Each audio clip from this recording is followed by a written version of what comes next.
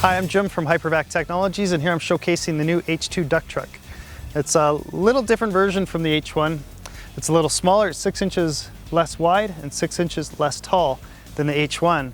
Although it looks dramatically smaller, it's not. It's actually very similar in size. It's just a little slightly different makeup. The box itself is still made out of high gauge aluminum. It's super strong. It's all riveted and bolted together. There's a little bit of welding in it, like the main frames, but overall it's the same construction method as the H1.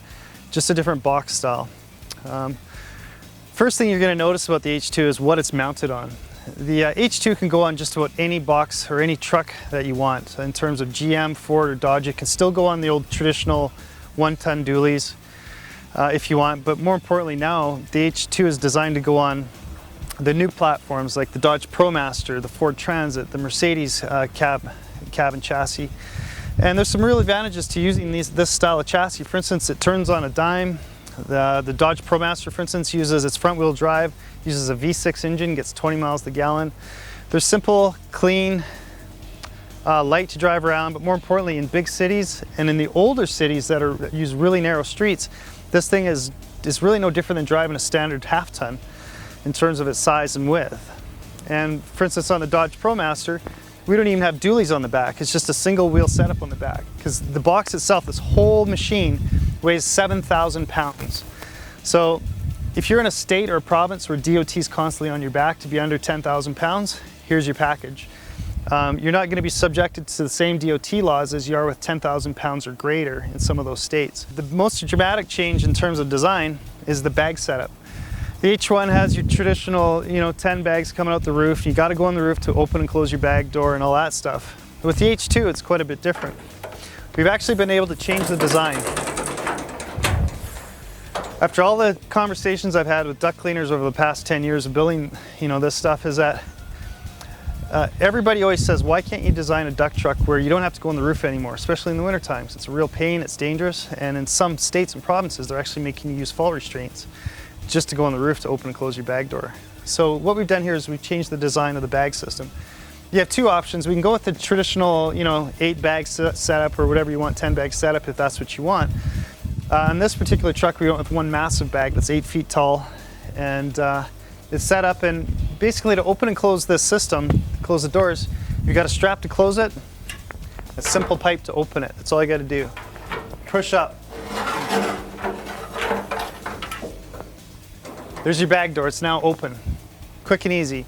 So when you go to start your engine, you'll see a big bag inflate, and then when you're done, drop your foot handle, put your bag away, which is up here. Once your bag's dragged into place, simply pull on the strap. Away you go. It's that easy, that clean and simple. Beautiful part is this setup.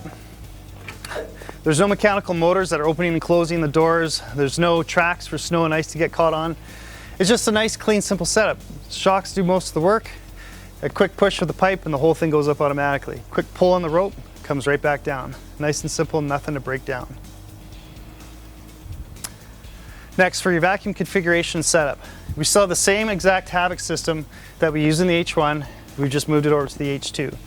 Now your vacuum right on this truck is mounted passenger side out. We could turn it around and have it vacuum out the back as well if that's what you want. A lot of the guys are liking this new configuration where it just comes out one side because it's right there. You can just literally hook your hose right on, drag hose out of the back, hook it up and you're running. Compressor, same thing. It's the same standard 4-piston pump. This one is 43 CFM at 175 PSI. So comparing that to say Quincy, which we can do a Quincy if somebody wants, that's not a problem. It'll just cost more. A Quincy 325 uses 18 CFM. We'll put that on the screen, 18 CFM at 175 PSI. This is a 20 horse Honda. It does 43 CFM at 175 PSI. So if you compare that to a Quincy 370 is actually 49 CFM at 175 PSI. So this is a cross between a Quincy 340 and a Quincy 370, right in the middle of those two. It blows a Quincy 325 out of the water completely. It's not even in the same ballpark in terms of pressures. Quality-wise, it's a little lower the quality of the Quincy higher end series, but it's pretty damn good. It's very close. And so you know, and for what you pay for them, they're pretty good. They're a lot cheaper than a Quincy. And you'll get, you know, 10, 15 years out of this compressor easy before you start having major problems with it. And I've had Quincy's in my own personal duct trucks, and I had problems with them in 10 or 15 years too. So it's debatable if you want to go Quincy or not. These have been good. We've had no problems with them. Compressors. Standard 30-gallon tank, and by the way, you don't need 80-gallon and 60-gallon tanks if you've got a pump that's pumping out, you know, 43 CFM. You see some of these guys running 60 and 80-gallon tanks. That's because you're running crappy pumps, and you got to have a big pump or a big tank to compensate for the small pump. You don't need that when you've got a proper head. For our setups go, so you got your vacuum, your compressor side by side, and we still always separate these. There's a lot of guys, I've heard feedback where it's too bad you can have one engine to run both of them. Too many times I've had customers say, after buying the setup, call me back and they say, I love the fact that it's separated. I didn't realize how convenient it was to have a compressor separated from the vacuum setup. So, you know, nowadays with the amount of dryer vent cleaning that's going on and the other things, blown out filters, and the times you use your compressor, it's very advantageous. And that's your setup. If you come around the back, I can show you the storage bay in the back. Oh, first of all, one thing to note, this engine bay has two configurations. This is configuration 1, where we put the vacuum right at the front of the truck and your compressor here. Configuration 2 is a little different. We actually slide all this over 2 feet, and then we have a 2-foot storage bay here. Pretty much the exact same, it's just 2 foot of storage here for filters, humidifiers, etc. Come around the back.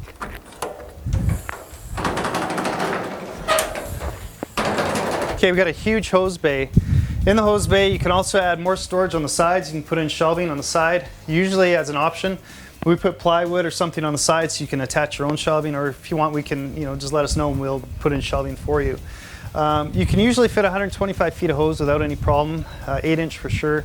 If you want to go 150, 175, you could probably make that fit, depending on the brand of hose. Canaflex, 175 feet of Canaflex might be a little tough. If you go to the Flexos series, the fabric stuff, no problem. But between storage space and hose space, you got more than ample. This truck is still 12 feet long.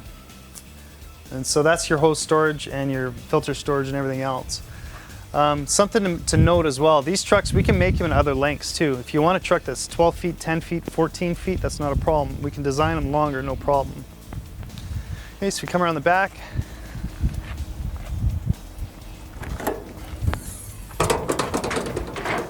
We got your engine bay. You got your clean out tub, same as an H1. So, you know, same thing with the old traditional duct trucks. You've got to shovel out your crap. It all goes into a rusty old box, and all that mud and dirt inside that box tend to rust this stuff out very quickly. Our boxes, first of all, are made of aluminum, but more importantly, all our clean out is right here. Everything funnels down into this tub. It's clean, it's quick.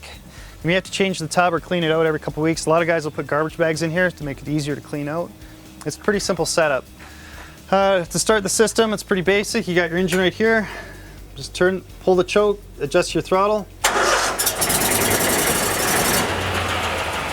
Away you go. It's just that simple. If you can start a lawnmower, you can start this vacuum system. It's not that complex.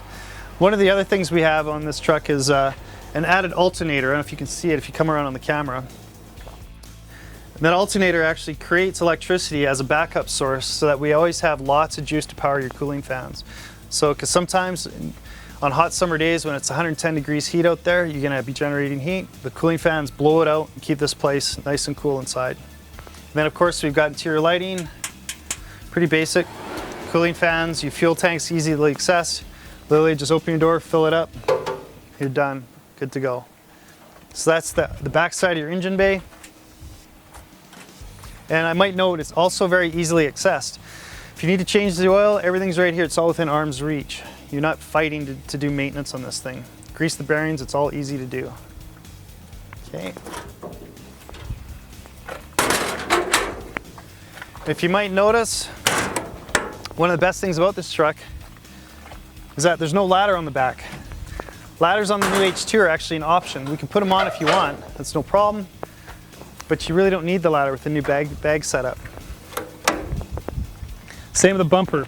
Bumper's optional. If a bumper is mandatory in your particular state, make sure to let us know and we'll make sure we add a bumper to it.